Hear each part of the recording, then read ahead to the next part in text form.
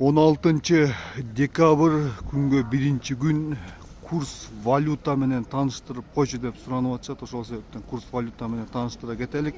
Ошого чейин жолдор тайгак, аралыкты сактап этият болуңуздар деп дагы эскерте кетелик туугандар. Мына азыр курс валюта менен тааныштыра кетсек. Ассаламу алейкум. Доллар бар да? Бар.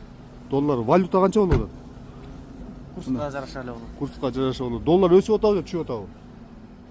Доллар бир калыпта эле турат, плюс-минус.